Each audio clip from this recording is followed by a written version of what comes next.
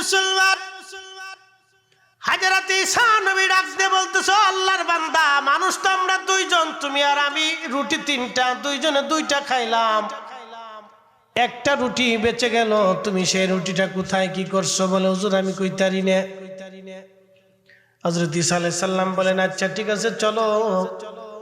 বহু দূর দুইজনে পথ চলতে লাগলেন। ঈসা নবী দেখে একটা হরিণ তার দুইটা বাচ্চা নিয়ে রওনা করছে। আল্লাহর নবী হরিণের বাচ্চাকে ডাক দিলেন, হরিণ এদিকে আসো। হরিণের বাচ্চাটা দৌড়াইয়া দৌড়াইয়া হযরত ঈসা রুহুল্লাহর কাছে চলে আসছে। আল্লাহর নবী ওই হরিণটাকে বিসমিল্লাহ বলে জবাই দিয়া গোশত বানাইয়া দুইজনে রান্না বান্না করে খাইলেন। ওই হরিণটাকে রান্না বান্না করে খাবার পরে সমস্ত হাড় গুড়গুলি এক জায়গা করার পরে হযরত ঈসা নবী বললেন, কুম বিজনিল্লাহ, আল্লাহর হুকুমে হরিণ তুমি আবার উঠে দাঁড়াও। হরিণের হাড্ডির ভিতর থেকে আল্লাহ গোশত মোস্ত বানাইয়া রক্ত, মাথা, হাড্ডি, সান, কান, চর্বি, চামড়া টামড়া দিয়া আল্লাহ আবার হরিণের বাচ্চাটাকে দাঁড়া করাইয়া ওই হরিণটা দৌড়ায় দৌড়ায় তার মার কাছে চলে গেল। চিৎকার মেরে জোরে বলেন আল্লাহু আকবার। কি বুঝলেন? পারবেন নি দুই একবার এরকম? সুযোগ টুযোগ আছে না? হযরত ঈসা নবী ডাক দেন, আল্লাহর বান্দারে, তুমি আজকে আমার মালিকের যে কুদরত তুমি দেখলা, হরিণ আমি জবাই করলাম, দুইজনে খাইলাম, আর একসাথে খাওয়ার পরে হরিণটাকে হাড্ডি থেকে আবার আল্লাহ জিন্দা বানায় পাঠাই দিল। তোমার যেই মালিক এই কুদরত দেখাইলো, ওই মালিকের দোহাই দিয়ে কয়, রুটি কয়ে নিছে, কয় আমি রুটি নেই নেই। এটা একবারে বাংলাদেশের আব্দুল ওহাব নজদির মতো। হ্যাঁ, আসতে করলেন কে? জোরে কয়। নবীর এত মুজিজা, এত মর্যাদা পাওয়ার পর ও দলিল খুঁজে, দলিল পাই নেই। ওরে সুরা সুরা,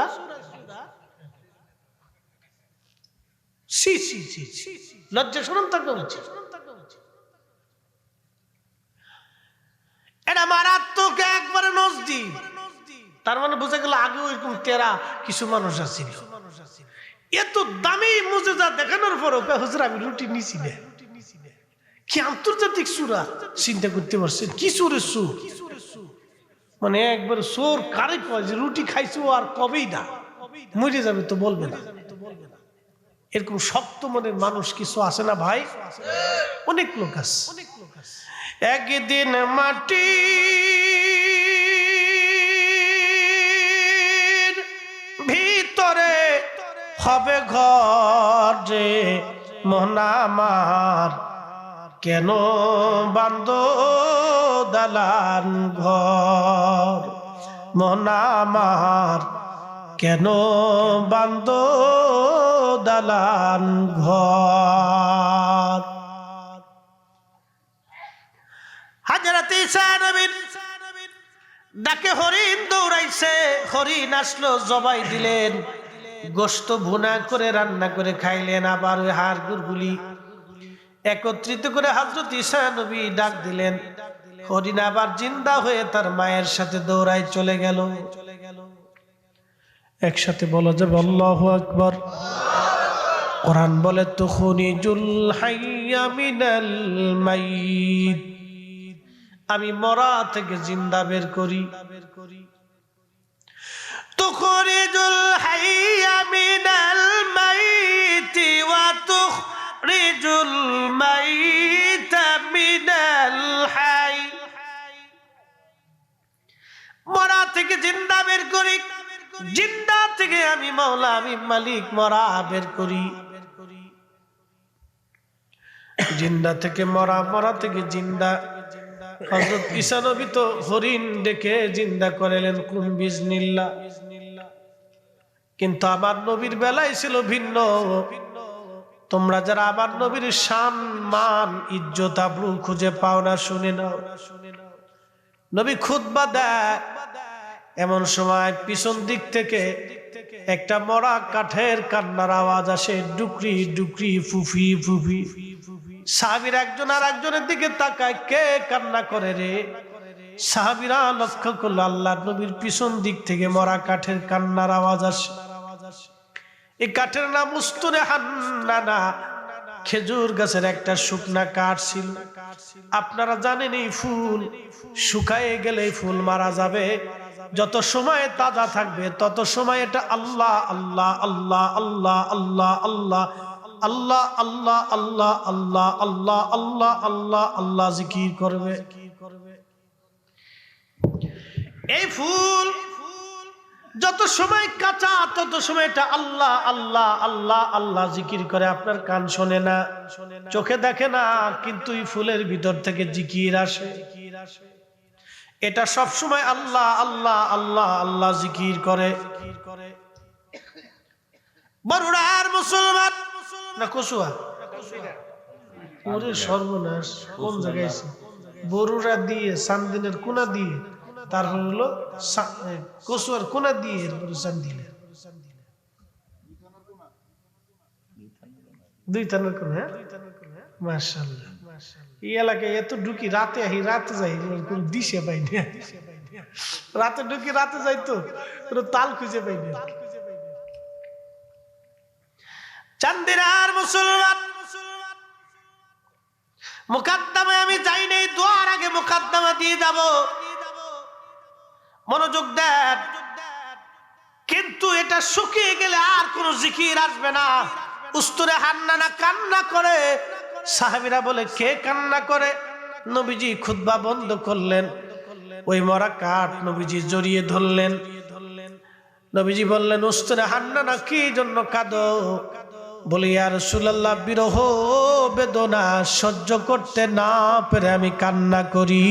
চিৎকার করে জোরে বলা যাবে কি ইয়া রাসূলুল্লাহ, তুমি মোদের আশার আলো, তাই তো তোমায় বাসি ভালো, তুমি মোদের আশার আলো, তাই তো তোমায়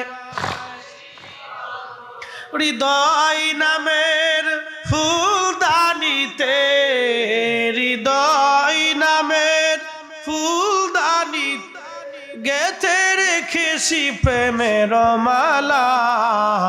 ইয়া রাসূলুল্লাহ, ইয়া হাবিবাল্লাহ, ইয়া রাসূলুল্লাহ, ইয়া হাবিবাল্লাহ, ইয়া রাসূলুল্লাহ।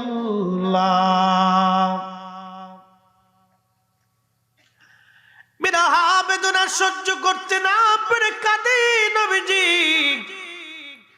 কিসের বিরহ বেদনা তোমার? বলে হুজুর, আগে আপনি আমার সঙ্গে হেলান দিয়ে খুতবা দিতেন গো নবীজি, আজকে নতুন মিম্বর আসছে, মিম্বরে চড়ে আপনি খুতবা দিচ্ছেন। বুঝতে পারছি আর কোনদিন আপনি আমার সঙ্গে হেলান দিবেন না গো নবী। ইয়া রাসূলুল্লাহ, ইয়া হাবিবাল্লাহ, নবী গো, আপনি দয়া করে আর কোনদিন আপনি আমার সঙ্গে হেলান দিবেন নাই, বিরহ দুঃখে আমি কাঁদতেছি। নবী বলেন উস্তুরে হান্নানা কান্না কি বন্ধ হবে? বলে হ্যাঁ হুজুর, ওয়াদা করে যান কিয়ামতের মাঠে আপনি আমাকে সারা জান্নাতে যাবেন না, আপনি আমারে নিয়ে জান্নাতে যাবেন। জোরে বলা যাবে আল্লাহু আকবার।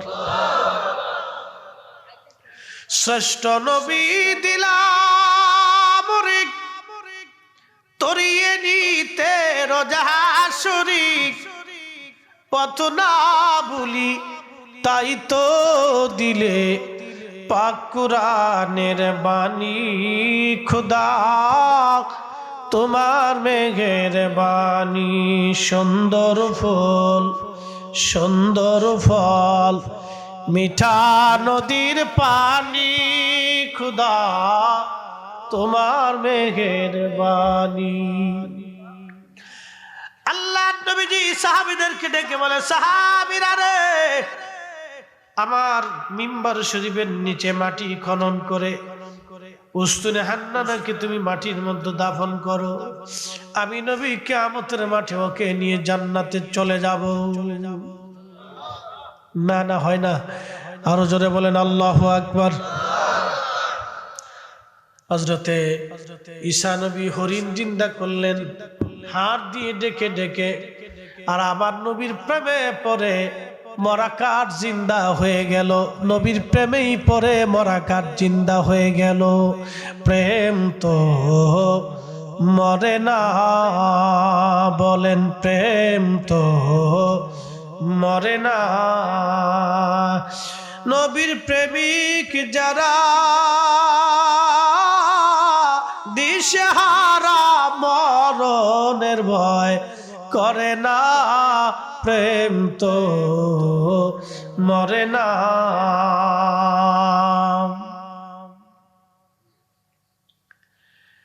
হযরত ঈসা নবী ওই লোকটাকে নিয়ে আরো পথ রওনা।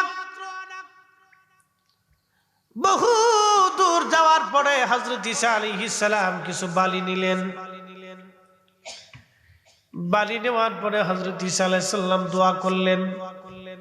দোয়া করার সঙ্গে সঙ্গে ওই বালুগুলি সঙ্গে সঙ্গে স্বর্ণে পরিণত হয়ে গেল। ওই স্বর্ণগুলিকে আল্লাহর নবী 3টা ভাগে ভাগ করলেন।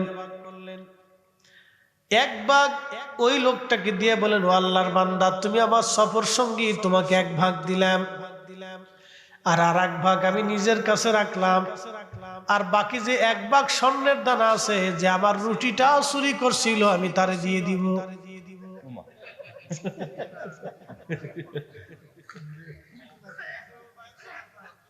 স্বর্ণ 1 ভাগ আছে, এটা বাকি আমার রুটি চুরি দিয়ে দেবেন। কয় হুজুর, রুটিটা আমি চুরি করছিলাম।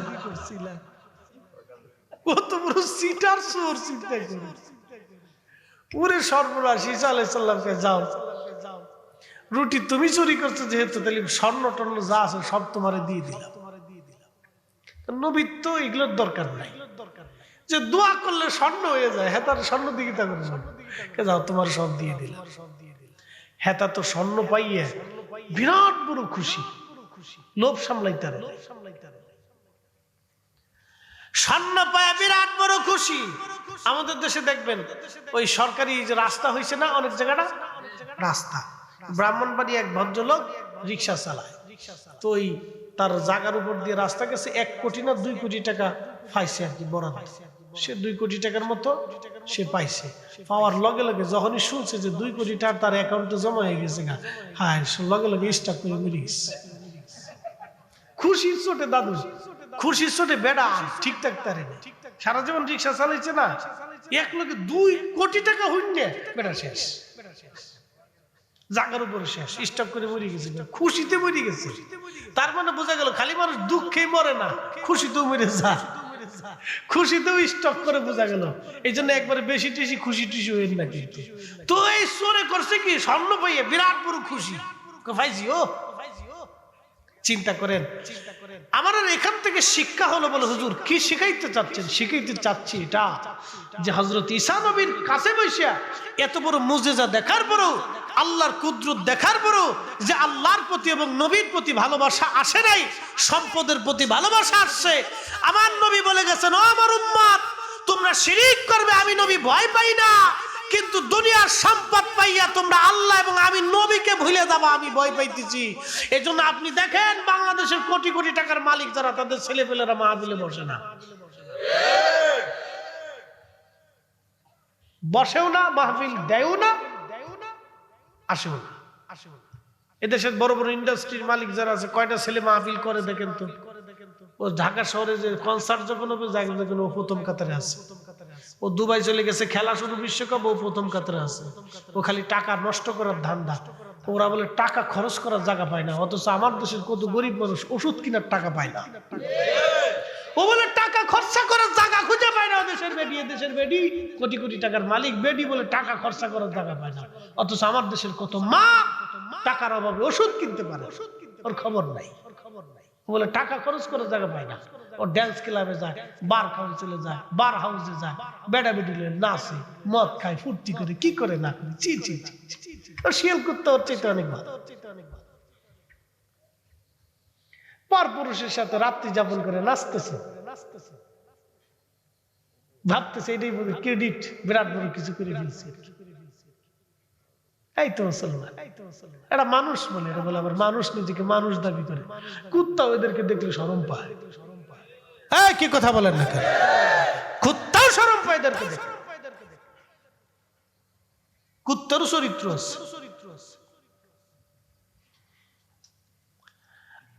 হযরত আনাস দোয়া চাইলেন, নবীজি দোয়া করে দিলেন। দোয়ার এমন পাওয়ার, এতই দোয়ার পাওয়ার, এতই বরকত। হযরত আনাস রাদিয়াল্লাহু আনহু প্রত্যেক দিন রাত্রিবেলা রাত জেগে জেগে কোরআন শরীফ পড়তেন। আমরা রাত জেগে জেগে নাটক সিনেমা দেখি, আর আগের যুগের বুজুর্গরা, আল্লাহর ওলিরা, আল্লাহর মকবুলরা রাত জেগে জেগে কোরআন পড়তো, নামাজ পড়তো। কথা বলেন ঠিক কিনা? অ্যাটেনশন, আমার দিকে তাকান। এর ভিতরে চা আছে। আপনাদের এই গ্রামের নাম হচ্ছে গুলিচো। গুলিচো আশেপাশে অনেকগুলি এলাকা মিলে একটা মসজিদ ছিল 30-40 বছর আগে। কথা ঠিক কিনা? একটা মসজিদের যিনি ইমাম ছিলেন তাকে আঞ্চলিক ভাষায় মুন্সি সাহেব বলা হতো। আমাদের ফরিদপুরে বলতো মোল্লা বা মুন্সি সাহেব বা হুজুর বলতো। তো এরকম মুন্সি সাহেবের খুব সম্মান ছিল, খুব মর্যাদা মানুষ তাকে দিত। সারা এলাকার মধ্যে তার ইজ্জত ছিল সর্বোচ্চ ইজ্জত। বাড়িতে কোনো ভালো খাবার হইলে মুন্সি সাহেব দিয়ে খাইতো। মিলাদ হইতো, দোয়া হইতো, জিকির ফিকির হইতো। এই আপনারা যারা আজকে মিলাদের বিরুদ্ধে ফতোয়া দিতেছেন, আপনারা হুজুর আর মুন্সি হুজুর আজকে তুলনা করে বুঝাই দিয়ে যায়। বলবো, যারা আজকে মিলাদের বিরুদ্ধে লাগছে, দোয়ার বিরুদ্ধে লাগছে, আর বলেন যে আগের যুগের হুজুররা বুঝতো না, তো আগের যুগের হুজুর আর বর্তমান হুজুরের ভিতর তফাৎটা বুঝাই দিয়ে যায়। খুব মনোযোগ দিয়ে শুনে যায়, এই শুনে যান, মনোযোগ দেন। আগের যুগের হুজুরের কালাম অশুদ্ধ ছিল, অনেক মুন্সি শব্দের কেরাত কিন্তু বেশি শুদ্ধ ছিল না। কোন রকম পড়ছে তারা, বিভিন্ন বইটই উর্দু ফার্সি কিতাবাদি পড়িয়া মানুষ ওয়াজ নসিহত শুনাইতো, তো কেরাত পড়ছে।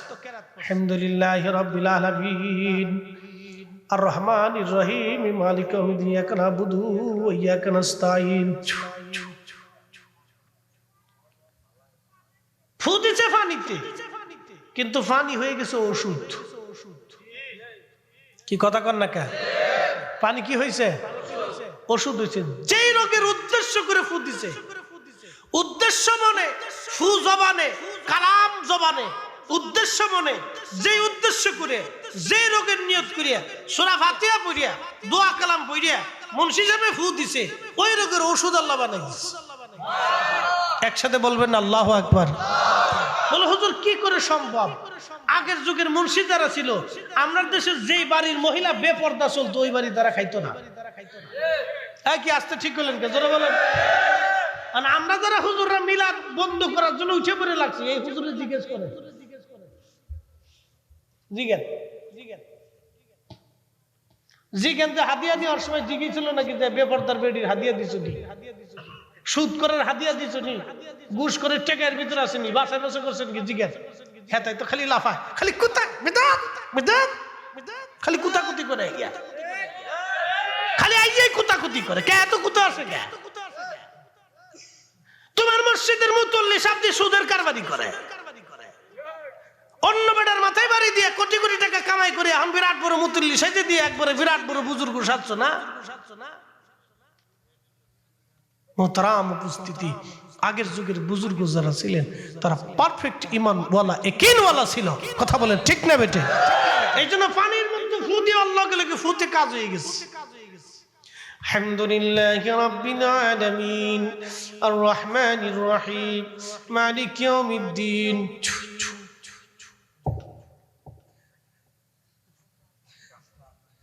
জবান শুদ্ধ, কেরাত শুদ্ধ, জবান অশুদ্ধ। আগে কেরাত অশুদ্ধ ছিল, জবান শুদ্ধ ছিল। কেরাত অশুদ্ধ হলো, জবান শুদ্ধ ছিল। এখন জবান কেরাত শুদ্ধ হয়েছে, জবান অশুদ্ধ হয়েছে, যার কারণে যত ফুন ফুয়াইতে কাজ হয় না, ফুয়ে কাজ হচ্ছে না, ফুয়ে কাজ হচ্ছে না। রসুল হযরত আনাস সারা রাত কোরআন পড়তেন। আর এখন মাহফিলে খিচুড়ি না দিলে পাবলিক বয় না। খালি আমরা দোষ দিয়ে লাভ আছে, আমরা দোষ দিয়ে কিছু দিয়ে যাই। তাবারক না দিলে পাবলিক কয়ে যাই গে, তাবারক না দিতে লাভ নেই। তার মানে বুঝা গেল হ্যাঁ, তাবারকের ধান্দাই আইছে। কি কথা করলে খালি আমরা দোষ দিলেই আপনাদের দোষ আছে। সারা রাত্র বসিয়া খাদিমুর রাসূল কোরআন শরীফ পড়তেন। আর আমরা মাহফিলে বসে একটু ওয়াজ শুনতে মন আমাদের চায় না। কোরআন শরীফ পড়া শেষ হইতো, দুই এক পারা উনি রাখতেন। ফজরের নামাজ পড়ে খাদিমুর রাসূল হযরত আনাস রাদিয়াল্লাহু আনহু বাড়িতে যাইয়া সমস্ত সন্তানদেরকে কাছে ডাকতেন। ডাকে উনি বসতেন, বসার পরে বাকি কোরআন উনি তেলাওয়াত করতেন সন্তানদের সামনে। স্ত্রীদেরকে বসাইয়া, সন্তানদেরকে বসাইয়া বাকি কোরআন তেলাওয়াত করার পরে হযরত আনাস দোয়া করতেন সবাইকে নিয়ে। আর বলতেন, ও আমার সন্তানরা তোমরা শোনো, আমি আমার মাসুক নবীর জবান থেকে শুনছি কোরআন শরীফ খতম দিয়া যেই দোয়া করানো হয়, এই দোয়াগুলি আল্লাহর আসমানে কবুল হয়ে যায়। নানা চিৎকার মেরে জোরে বলেন আল্লাহু আকবার। আমার দেশে আগে প্রত্যেক বছরে মাসে এলাকায় বিভিন্ন মানুষ মারা যাওয়ার পরে বিভিন্ন দুয়ার আয়োজনে ফাতিহা কুলখানিতে বিভিন্ন অনুষ্ঠানে তলবে ইলমদেরকে ডেকে নিয়ে কোরআন শরীফ খতম দিয়ে দোয়া করানোর রেওয়াজ ছিল। আজকে কে বা কারা বেদাতের ফতোয়া দিয়ে বন্ধ করে দিয়েছে। তার মানে বোঝা গেল ওরাই হলো অরিজিনাল শয়তান। আপনি বেজার হলে সাথে কিছু করার নাই। হযরত আনাস রাদিয়াল্লাহু আনহু খাদিমুর রাসূল 10 বছর রাসূলের খেদমত করছে। হেতা দিন বুঝে না, আপনি দিন বুঝেন। হে বেদাত বুঝুন, আপনি বেদাত বুঝেন। সন্তানদের সবাই নিয়ে সে দোয়া করলো, সে বেদাত বুঝলো না, আর আপনি এই বেদাতের ফতোয়া দিয়ে বন্ধ করবেন। ও বেদাতের ফতোয়ার গোষ্ঠী কিলাই, ও বেদাতের ফতোয়ার ফতোয়া আমরা সুন্নিরা মানতাম না।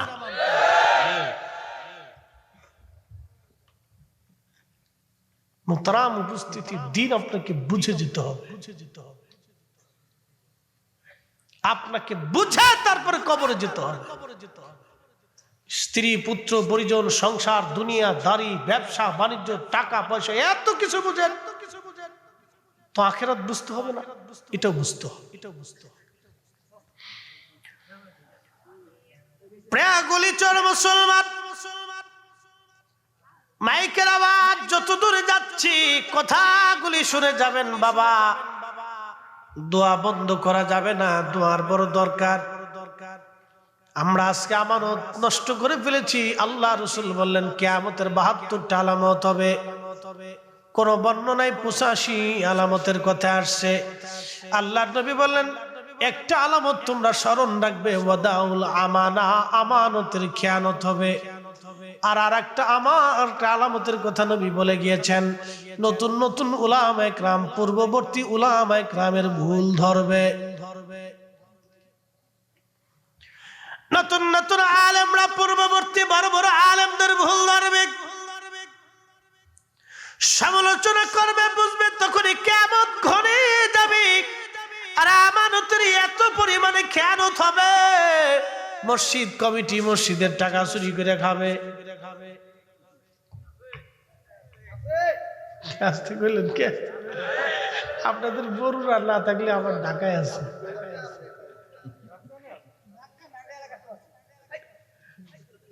আচ্ছা, আপনারা বুঝেন তো আমি এই কথাটা সব বাদ দিলাম, এই কথাটা কেন আসলাম? রাস্তাঘাট, সরকারি বেসরকারি প্রাতিষ্ঠানিক আন্তর্জাতিক দেশীয় যত অর্থনীতির সাবজেক্ট আছে, এখানে ডান বাম হতে পারে, কারণ এখানে ধর্মের কোনো বিষয় না, এটা রাষ্ট্রীয় বিষয়। এই রাস্তা দেওয়ার সময় টেন্ডার ফেন্ডার এই সেই ডান বাম, এটা ডান বাম হতে পারে, এটা রাষ্ট্রের একটা বিষয়, ধর্মীয় কোনো ফাংশন না। মসজিদ তো আল্লাহর ঘর, কি কথা ঠিক কি না? মসজিদটা তো আল্লাহর ঘর, এখানে তো মুসলমান সেজদা দেয়। এই কমিটি যারা মসজিদের টাকা ডান বাম করে দিল, তাহলে এর যদি অর্থমন্ত্রী বানাই দেন তো কি অবস্থা হবে? চিন্তা করে খালি দেশ বেচবে, পাবলিকের জুতা পর্যন্ত খেয়ে ফেলবে।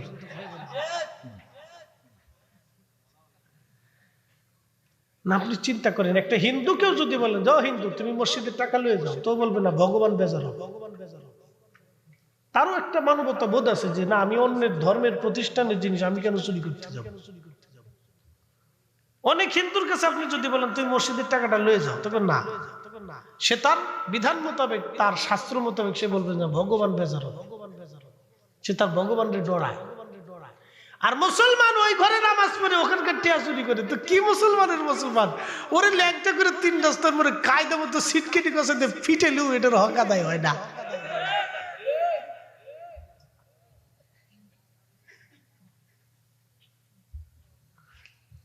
ঈসা আলাইহিস সালাম এক সময় সফর করতেছে, এক ভদ্রলোক বলল নবী গো আমি আপনার সাথে একটু মুসাফির হইতে চাই। তো আচ্ছা চলেন। শোনেন, সফরে একা আর বুকা সমান, এই জন্য সফরকালীর সময় সঙ্গী রাখতে হয়। ঘুরতে যাবেন, ভ্রমণে যাবেন, দেশ যেখানেই যাবেন, সফরের সময় বন্ধু রাখতে হয় সাথে। একা বুকা সমান, 3টা জিনিস মনে রাখবেন।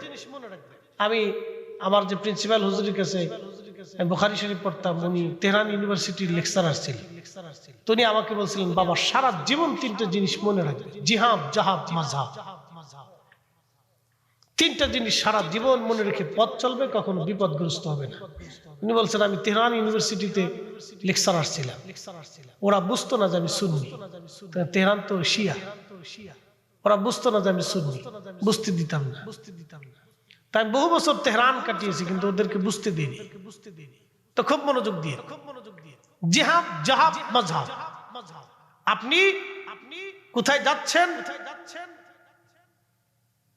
এলাকার অনেক কিছু অনেকে জিজ্ঞেস করে কই যাচ্ছেন কি আশার বিষয়, এটা গোপন রাখার চেষ্টা করবেন, শত্রু থাকতে পারে। কি পরিমাণে সম্পদ আপনার কাছে আছে আপনি কারো কাছে বলবেন না, কারণ সম্পদের কারণে ভাই ভাইকে খুন করে বসে, বন্ধু বন্ধুকে খুন করে, সন্তান পিতার থেকে জুদা হয়ে যায়, সন্তান মাকে দূরে সরিয়ে দেয় সম্পদের জন্য। অর্থের জন্য সন্তান নিজের বাবার গলায় ছুরি চালায়, চির বাস্তবতা। আপনি কল্পনাও করতে পারবেন যে আপনার সন্তান বিপদগামী হয়ে গেছে, আপনি নিজেও জানেন, ধারণাও করতে পারবেন যে আপনার সন্তান পথভ্রষ্ট। কখন শয়তান আপনার সন্তানের মস্তিষ্ক নষ্ট করে দিবে আপনি নিজেও জানেন না। এই জন্য হিসাব অনেক কঠিন। খালি ওয়াজ শুনে গেলে হবে না, ওয়াজ বাড়ি পর্যন্ত বুঝে তারপরে নিয়ে যেতে হবে। কথাটা এখনো না, আমার মৃত্যুর আগ দিন পর্যন্ত স্মরণে থাকবে। বলছে বাপ মৃত্যুর আগ দিন পর্যন্ত আমার এই কথাটা স্মরণে রাখবে। আর কোন দলের অনুসারী এটা যাইয়া কোথাও অপরিচিত জায়গা বলবা না। আপনি গেছেন মনে করেন যে বগুড়া, যায় যদি কোন যে আমি আওয়ামী লীগের অমুক বড় নেতা সেতা, তৈলে মনে করেন যে ওই এলাকায় ধরেন বিএনপির লোক বেশি, তৈ কিল শুরু করে দেব। কথা কিন্তু খারাপ না। আর যায় যদি টঙ্গি ফেরা যায় এখন আমি জামাত ইসলাম করি অমুক লেটার ফেটার, তো মনে করেন যে মায়ের বড়াতে আর একটা মাটি পড়তো না। বুঝতে পারছেন? জায়গা বুঝে ঝোপ বুঝে কূপ ভাঙে, তাহলে বিপদ হচ্ছে। বুঝে লইতে এবার ঈসা আলাইহিস সালাম সফরকে নিয়ে রওনা করছে মুসাফিরকে নিয়ে। তো চলতে চলতে চলতে চলতে ঈসা নবীর কাছে 3টে রুটি ছিল। 3টে রুটি, তো দুইজনে বসে নদীর পারে 2টা রুটি খাইছে। সাথে যে আছে তার একটা দিছে, ঈসা আলাইহিস সালাম একটা খাইছে, আর একটা রাইখে দিছে। ঈসা আলাইহিস সালাম পানি পান করার জন্য নদীতে গেছে, নদীর যায় পানি পান করে আইয়া দেখে বাকি রুটি নাই। জিজ্ঞেস করলো আল্লাহর বান্দা আমরা তো রুটি ছিল 3টে, তো তুমি একটা খাইছো আমি একটা খাইছি, রুটি আর একটা হুজুর আমি কইতারি না। বুঝতে পারছেন কত বড় ডাকাতির ডাকাত? ওইরকম সিটার বাংলাদেশে যারা মসজিদের টাকা চুরি করে, ওই সিটার আর এই সিটারের মধ্যে কোনো তফাৎ নাই। এই কথা কর না কা, ওই সিটার আর এই সিটার এক সিটার। তার মানে আগের যুগেও সিটার ছিল, এখনকার যুগেও সিটার আছে। আবার অনেকে মাহফিলের টিয়াও চুরি করে খেলা, মনে কিছু দিয়েন না। কত দিছেন? দিছে এক মহিলা হয়তো কইছে যে ভাই টাকাটা দিয়ে ওই মাহফিল কমিটির কাছে পৌঁছাই দিয়েছেন হেতা করছে পকেটে থেকে দিছে বাস আর মাহফিল পর্যন্ত আসে নাই চলে গেছে ওইটা শেষ ও মনে করছে এই টাকা দিয়ে আমি বিরাট বিল্ডিং করে ফেলবো শয়তানে হাসি আর যতদিন খাবি ততদিন বুঝবি খাইতে থাক